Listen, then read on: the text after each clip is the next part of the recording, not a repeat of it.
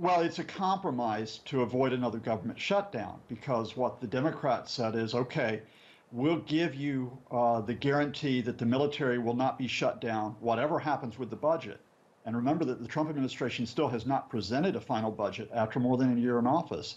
The Democrats said, we'll allow the military to stay open until 2019, whatever happens, but in return, you've got to give us domestic spending, such as disaster relief for places like Puerto Rico, hit hard by hurricanes.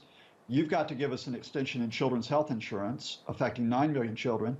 You've got to give us money for critical infrastructure projects.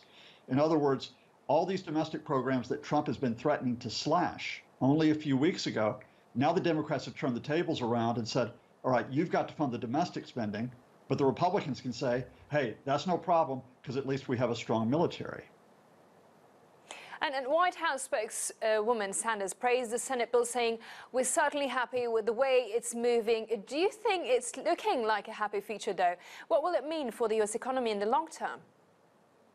We don't know yet because this is not a long-term fix. This is just merely a short-term settlement that gives the government another 6 weeks of funding while they try to work out a full budget. So we're not at the end of the road yet. So there is still no certainty in the global economy about where the Americans go next. And there are the wider issues that take place. And that is, can a government just simply slash taxes, raise spending massively, increase its borrowing by hundreds of billions of dollars almost overnight, and still still be stable in terms of global markets?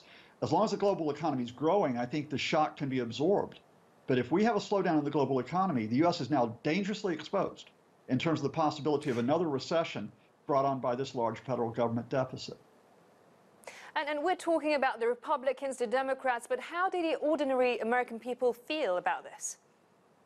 I think the ordinary American people right now just simply are a bit confused as to why they don't have certainty that the government will stay open, why there's no certainty on a budget.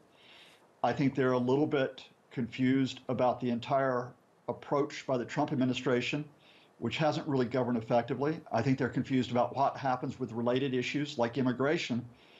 I think the one thing that until this past week had sort of provided some type of false security was the stock market was going up and that the economy has continued to grow. But as you've seen from the uncertainty on the stock market in the past few days, even that is shaky. Are we talking about a sustained growth that will reassure Americans whatever happens, or a bubble that might burst soon?